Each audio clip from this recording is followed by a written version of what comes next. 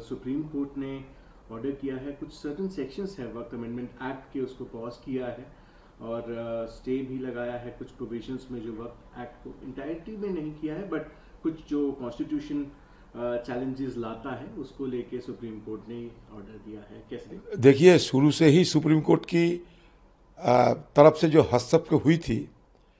इसके चलते जिस तरीके से देश की सरकार ने वक्फ कानून लाने के बाद, मान लीजिए कि वक्फ की जो अधिकार, खासकर हमारी देश की माइनॉरिटीज़ को, संख्यालघु वर्ग की जो धार्मिक अधिकार, उनकी जो परंपरा, इस पे एक दखलंदाज करने की सारी योजना बनाई गई थी। और इसके चलते हमारे संविधान की तरफ से दी हुई जो अधिकार, ये अधिकार को हड़पने की कोशिश किए गए थे। सारे कानून इसी दृष्टिकोण से बनाए गए थे। इसके खिलाफ कांग्रेस पार्टी की ओर से सदन के अंदर, सदन के बाहर हम अपना विरोध जताए थे और हमें कोर्ट की दरवाजा भी खटखटाने पड़ी।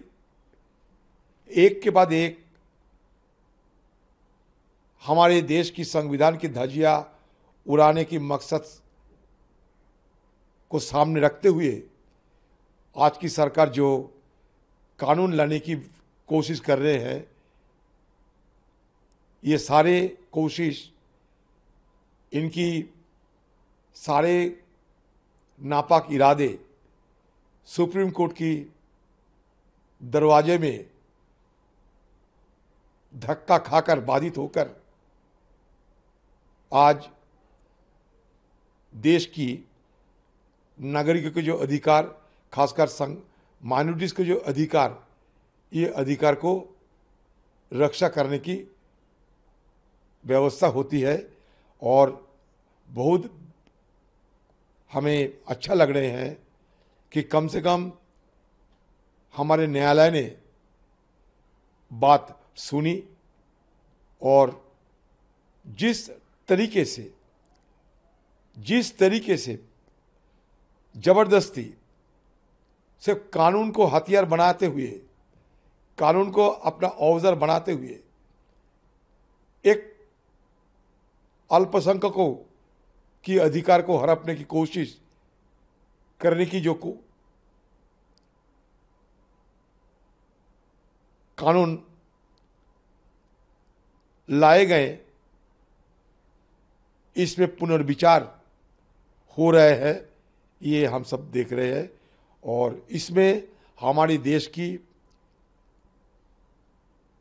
सारे मजहब, सारे वर्ग के लोग कम से कम न्यायालय पे अपना भरोसा जताएंगे, ये मुझे लगता है। और देश की सरकार को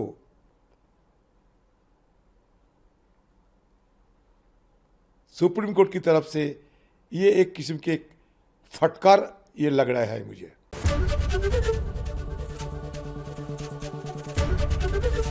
एबीपी गंगा, खबर आपकी, जुबान आपकी।